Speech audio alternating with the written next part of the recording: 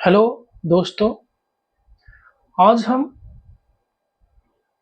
बात करेंगे कि जगन्नाथ धाम को हम धाम की आख्या क्यों दिए हैं। उसके व्यतिरिक्त जगन्नाथ धाम के अलावा और किस मंदिर को, जगन्नाथ मंदिर को हम क्यों धाम नहीं बोल सकते, उसका इतिहास क्या है। उसका जो इतिहास लिखा हुआ है, स्वर्ण लिपि में लिपिबद्ध है, उसको हम आज जानेंगे। तो इसी दौरान पहले हम एक छोटी सी कहानी से शुरू करेंगे कि जगन्नाथ महाप्रभु कैसे पुरी आए और पुरी में कैसे अपना लीला खेला आरंभ किए थे। एकादश शताब्दी में राजा इंद्रद्युम्न अवंतिका राज्य को शासन करते थे। वो राजा इंद्रद्युम्न भक्त विष्णु पुराण भक्त थे और ज्ञानी गुणी भी थे। एक दिन उनका राज्य कक्ष में एक सन्यासी आए। सन्यासी ने बोले कि हे राजन, आप अगर इतने ज्ञानी गुणी हैं और विष्णु का भक्त हैं, तो भगवान विष्णु ने उड़ीसा में नीलमाधव रूप में पूजा पाते हैं। तो अगर आप चाहते हैं, आप उनको इधर लेके आप पूजा कर सकते हैं। तो ये जानने के बाद राजा इंद्रद्युम्न ने अपनी सेना को उड़ीसा के चारों दिशा में भेजे। तो इसी दौरान पूर्व दिशा में उन्होंने अपने अवंतिका के जो पुजारी थे, उनका भाई विद्यापति को भेजे थे। विद्यापति ऐसे कुछ दिनों के बाद जंगल में भ्रमण करते हुए एक कन्या के साथ उनका भेंट हुई। तो परिचय से उन्होंने जाने कि उन्हें सवर, विश्वावसु सवर का वो कन्या था। उस कन्या का नाम था ललिता। तो विश्वावसु सवर का जो कन्या था, उनका नाम ललिता। इसी दौरान उन्होंने उनको प्रेम विवाह का प्रस्ताव दिया। उनके साथ उनका प्रेम विवाह भी हुआ। कुछ दिनों के उपरांत ऐसी उन्होंने देखे कि हर दिन सवर विश्वावसु ने अपनी हाथ में फूल और फल लेके कहीं गंभीर अरण्य में प्रवेश करता है। सुबह 4 बजे तो उन्होंने ये जानने के लिए उनको पूछा, ललिता को, जे पिताजी कहाँ जा रहे हैं? तो ललिता ने सब कुछ बताया कि हमारे पिता अरण्य के अंदर में एक गुफा है, जहां पे नीलमाधव भगवान विष्णु पूजा पाते हैं। तो उन्होंने उसी नीलमाधव को देखने के लिए बहुत इच्छुक थे। बहुत बोलने के बाद सवर और उनका बेटी उनको उधर लिए थे, लेकिन एक शर्त था कि आप जब जाएंगे उधर तो आपका आंख में पट्टी बांध दिया जाएगा। तो विद्यापति एक चतुर व्यक्ति थे, जिन्होंने सरसों की दाना हाथ में पकड़े हुए जहां जहां जाते थे उसको गिरा गिरा के जाते थे, क्योंकि जब वो लौटेंगे वो दाना एक छोटा वृक्ष में परिणत हो जाएगा और दिशा भी दिखा दिया जाएगा। तो ऐसे जब गुफा में पहुंचे, उन्होंने जब अपनी चर्म चक्षु में उनको देखे भगवान को, वो गदगद हो गए, विमोदित हो गए। वो तेजस्वी रूप को वो बहुत अच्छे से देखते रहे और मन में यही चिंता और यही भक्ति लेके वो अवंतिका लौटे और सारी बात राजा को बताए। राजा तत्क्षणात अपनी राज कर्मचारी के साथ वही उड़ीसा प्रांत में आके भगवान नीलमाधव को दर्शन करने के लिए इच्छुक हुए। जब उन्होंने गुफा के द्वार में पहुंचा तब सबर भी आ गया, तो उन्होंने बुरे भला बहुत कुछ बोले विद्यापति को। इसी दौरान उधर नीलमाधव ने अंतर्ध्यान हो गए थे। राजा ने अपना भाग्य को हतभाग्य मानकर बहुत रोए कि हे भगवान, आपका दर्शन नहीं कर पाया। तो तत्क्षणात एक शून्य में वाणी हुआ कि हे राजन, हे विश्ववसु, तुम्हारा यहां पे पूजा समाप्त हुआ। सागर तट में मेरा एक दारू जल में प्रवाहित होके कुल में लगेगा। उसी दौरान हे राजा, आप जाके उसी दारू को मूर्ति में परिणत करके मुझे पुरी में प्रतिष्ठा कीजिए।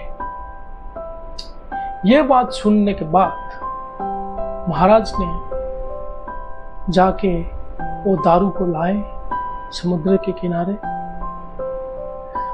और एक तकलीफ हुआ उनको कि उस दारू को कोई रूप नहीं दे सका। जितने भी कारीगर आए ऐसे अपना दुख को किसी को बताए ना बता के चुपचाप बैठे थे। उसी दौरान एक बूढ़ा मनुष्य आके बोले, हे राजन, आप क्यों चिंतित हैं? मैं उस दारू को आकार दूंगा, आप मुझे अनुमति दीजिए, लेकिन एक शर्त है। क्या शर्त है? 21 दिन और 21 रात मैं जिस घर में रह के करूंगा उसका दरवाजा आप खुलेंगे नहीं। उसी समय के बाद मैं अपनी तरफ से दरवाजा खुल के बाहर आऊंगा। तो राजा उसी शर्त में मान गए। तो उनको उन्हीं कारीगर के साथ उनको एक दरवाजा में बंद हो गए। 15 दिनों के बाद जब राजा रानी के साथ उसी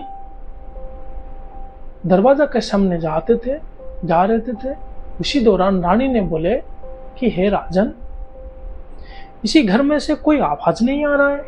कारीगर अगर काम कर रहा है तो आवाज ही आना जरूरी है। वो खाना ही नहीं खाता था, वो अभी बचे हुए हैं, तो ये तो जानना हमारा जरूरी है। वो वृद्ध व्यक्ति तो वृद्ध भी है। राजा का मना करने के बाद भी रानी का आकांक्षा हुआ उस दरवाजा को खोल के देखने के लिए, तो वही भी हो गया। दरवाजा जब खोले तब विग्रह जो दारू को आकार दिया गया था वो आधा अधूरा था। मतलब आधा हाथ था, आधा पैर था। उसी दौरान जो बुद्ध व्यक्ति था वो अंतर्ध्यान हो गए थे। अतः अंतर्ध्यान होके बोले कि मैं कोई वृद्ध व्यक्ति नहीं था, मैं स्वयं भगवान के लिए धरा पृष्ठ में आया था। मेरा नाम विश्वकर्मा है तो आज से भगवान इसी रूप में पूजा पाएंगे, उनका नाम जगन्नाथ होगा। उसी दौरान भगवान ने जगन्नाथ राम से पुरी में पूजित हुए। तब राजा ने उनके लिए कुछ छोटे मंदिर निर्माण करके उधर उनका ब्रह्म स्थापन करके जो दारू में उनको पूजा करते थे। तो ये तो एकादश शताब्दी के जगन्नाथ कैसे पुरी में आए उसका बात मैं आपके सामने रखा। उसके बाद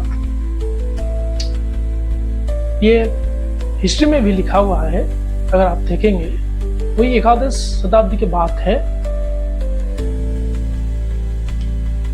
एकादश शताब्दी के गंग वंश के राजा अनंत वर्मा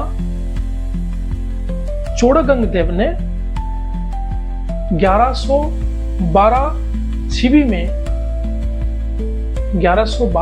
सीई में जगन्नाथ मंदिर को एक रूप देके, उनका उच्चता क्या था तब 214 फुट 8 इंच उच्चता विशिष्ट एक मंदिर निर्माण करने के आरंभ किए। लेकिन उन्होंने उस मंदिर को समापन नहीं कर पाए। उसी हिसाब से अनंग भीमदेव ने उसी मंदिर का समापन किए थे। यह मंदिर 10 एकड़ जमीन के परिधि में व्याप्त है। 1452 में गजपति कपिलेंद्र देव ने मंदिर के चतुर्पार्श्व में जो प्राचीर है उसको निर्माण किए थे, जिसको मेघनाथ प्राचीर भी बोला जाता है। ये सब जगन्नाथ मंदिर की मादला पांजी में लिखा हुआ है। अगर आप जानेंगे तो उसमें देख सकते हैं, अगर इंटरनेट में सर्च करेंगे तो भी आप पा सकते हैं। ये मेरे मुंह का बात नहीं है, मैं ऐसे कुछ नहीं बोल रहा हूं, सब कुछ जो है वही मैं आपके सामने रख रहा हूं। उसी के दौरान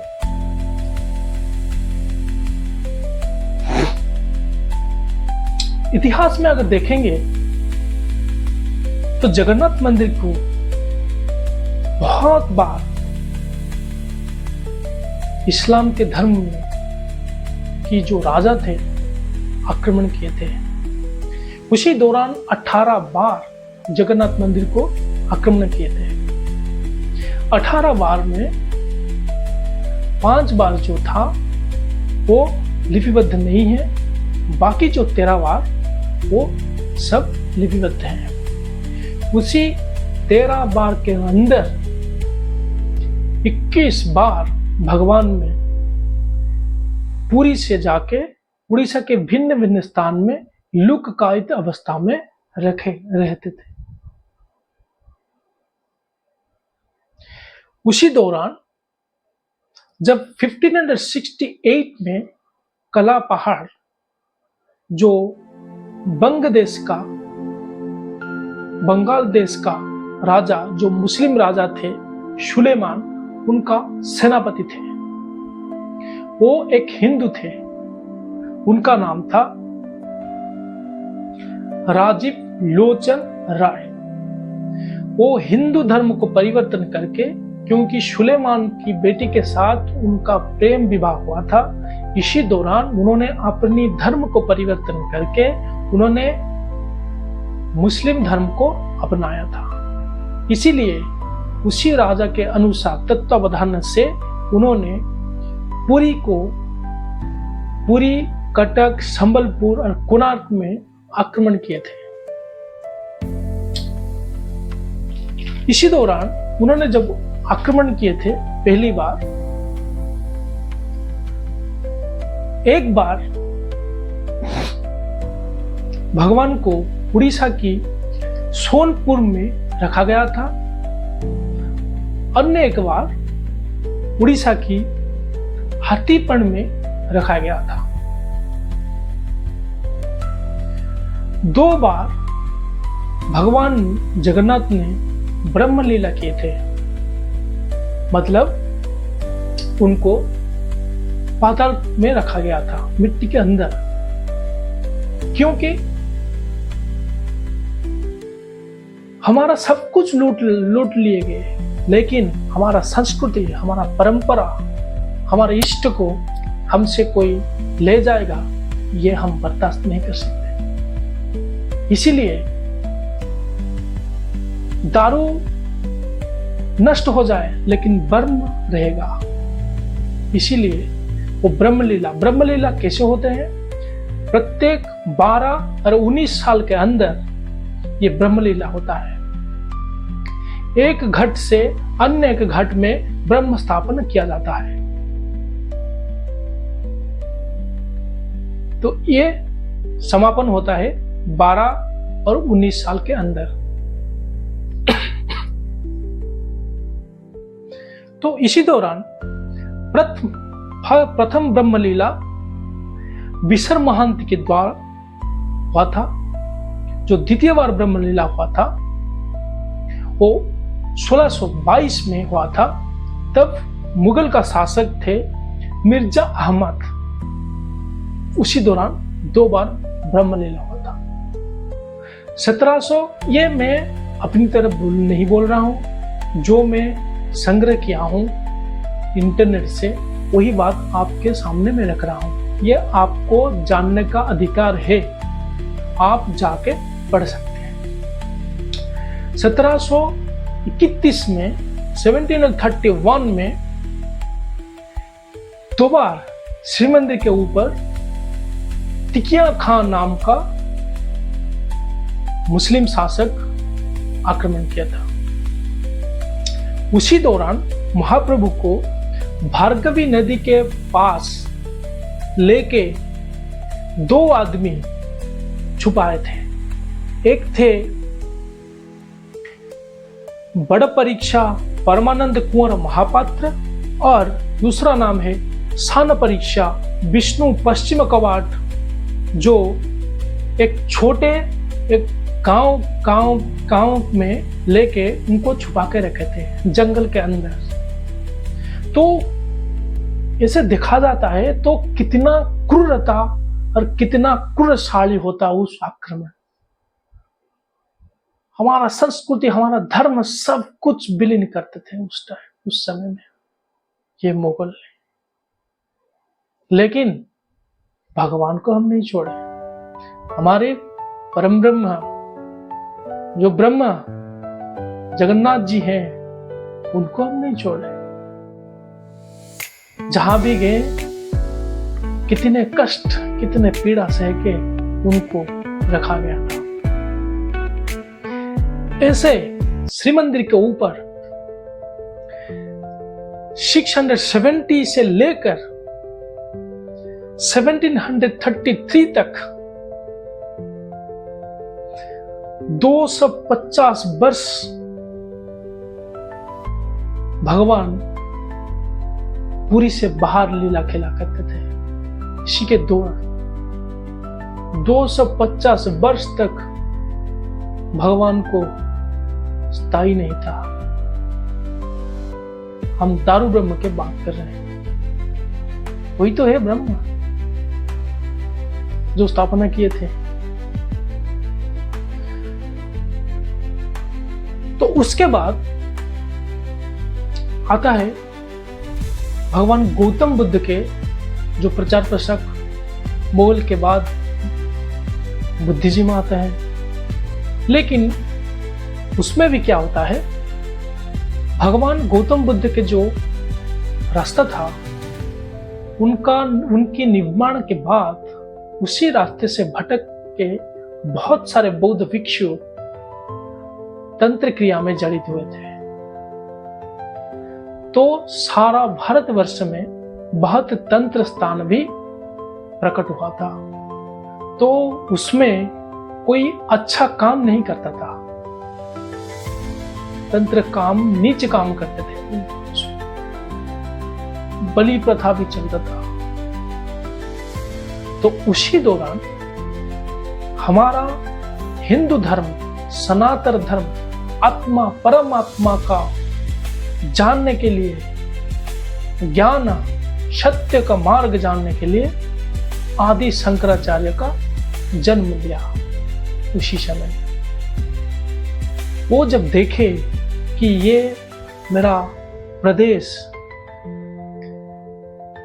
डूब रहा है, तो उन्होंने अपनी धर्म, सनातन धर्म को जागृत करने के लिए अद्वैतवाद का प्रचार प्रसार किया। अद्वैत वेदांत जिसको बोलते हैं। उन्होंने 32 साल की आयु के अंदर सारा भारतवर्ष में अद्वैत वेदांत का प्रचार प्रसार किए। हिंदू धर्म क्या है, सनातन धर्म क्या है, भगवान को कैसे जाना जाता है, अध्यात्म क्या है, सब कुछ। उसके बाद उन्होंने 10 नामनी संप्रदाय भी किए थे। वो 10 नामनी संप्रदाय होता है गिरि, पुरी, भारती, वन, अरण्य, आश्रम, सरस्वती, तीर्थ, पर्वत, सागर। इसी 10 नामनी संप्रदाय के अंदर जो व्यक्ति उसी अवस्था को पाते थे, उन लोगों को इसी 10 नामनी संप्रदाय में भर्ती किया जाता था। उसका मतलब ये है कि जो आदमी ज्ञान गुण से संपूर्ण विद्यमान होता है, जो आत्मा परमात्मा को जानता है, जो व्यक्ति भगवान का प्रत्येक कण कण का ज्ञान अपने अंदर रखता है और जानता है, उसी को उसी उपाधि दिया जाता है। उसी उपाधि को लेकर भारतवर्ष में अपना ज्ञान, अपना आध्यात्मिक अद्वैतवाद को स्थापन करने के लिए 4 धाम प्रतिष्ठा किए थे। उसी 4 धाम से उत्तर में आता है बद्रिका धाम, जो सत्ययुग बोला जाता है। दक्षिण में आता है रामेश्वरम, जो त्रेता युग को बोला जाता है। पश्चिम में आता है द्वारिका धाम, जो द्वापर युग को बोला जाता है। पूर्व में आता है पुरी धाम, जो कलियुग को बोला जाता है। उसी धाम में 4 धाम में 4 आश्रम भी हैं। उसी 4 आश्रम में पूरी, भारती, तीर्थ, सरस्वती, इन्हीं संप्रदाय जो होते थे उनको रखा जाता था। और ये 4 धाम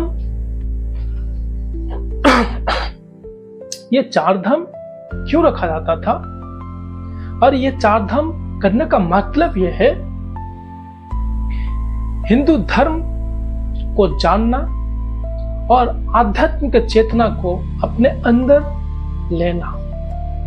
जो भी व्यक्ति, जो भी भक्त इस 4 धाम को दर्शन करते थे, वो परमात्मा का आशीर्वाद लाभ करते थे और अपने अंदर उसी परमात्मा को जानने के लिए तत्पर रहते थे और मुक्ति के द्वार पर खड़े होते थे। उसी मुक्ति के पाने के लिए वो तत्पर चेष्टा करते थे। करने के लिए इसी धाम को उन्होंने प्रतिष्ठा किए थे। तो ये 4 धाम का प्रतिष्ठा करने का मूल लक्ष्य धर्म को जानना, परमात्मा को जानना। इसीलिए तो आदि शंकराचार्य ने बोले, अर्ध श्लोके न प्रवक्ष्यामि जदुक्तं ग्रंथ कोटि भी ब्रह्म सत्य जगत मिथ्या जीव ब्रह्मैव नापरः।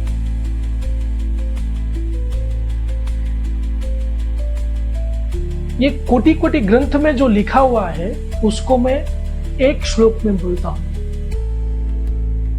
ब्रह्म सत्य है, ये जगत मिथ्या है। उसको कैसे जाने? पहले धाम अतिक्रम करो, उसके बाद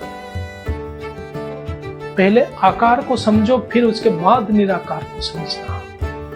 यही धाम का परम लक्ष्य है।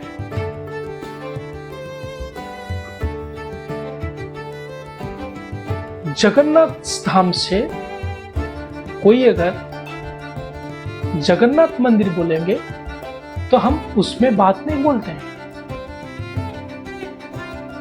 ये भगवान है, कण कण में विद्यमान होते हैं, लेकिन उससे निकल के उसके अनुरूप कोई मंदिर होगा, उसको धाम बोला जाएगा, ये हम नहीं बोल सकते, ये हम स्वीकार नहीं कर सकते। धाम एक ही है, जगन्नाथ धाम। जैसे कि गंगा का जल गंगा जल होता है, गंगा से निकलती हुई जल अगर परमात्मा की स्रोत में हम देखेंगे वो भी गंगा जल होता है। लेकिन गंगा से निकल हुई और एक नदी है, बंगाल में बहता है,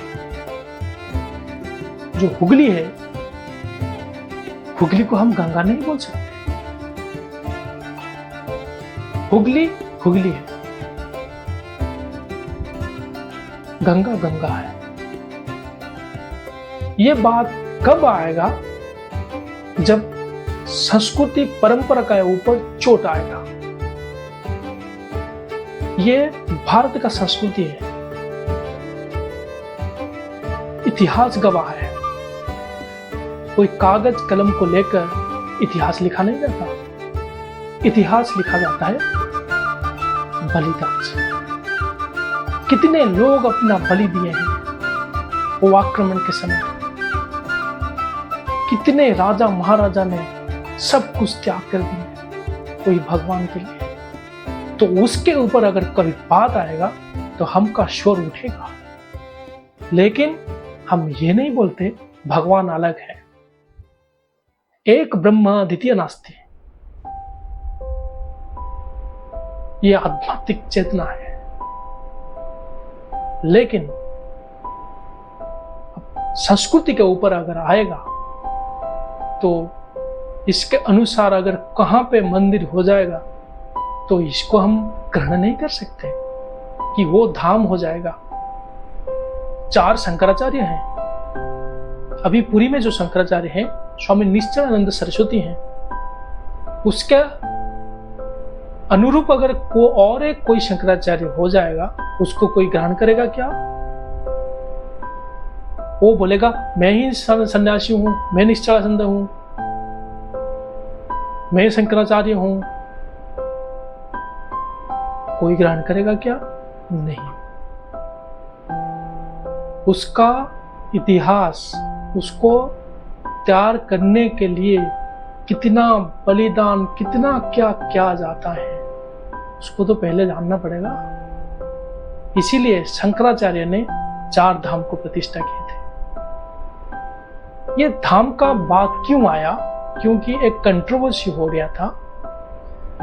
अभी जो वेस्ट बंगाल में जो दीघा में भगवान जगन्नाथ मंदिर का प्रतिष्ठा हुआ था, उसको हम जगन्नाथ धाम दीघा नहीं बोलेंगे, उसको जगन्नाथ मंदिर बोलेंगे। जहां धाम होगा उधर शंकराचार्य होंगे।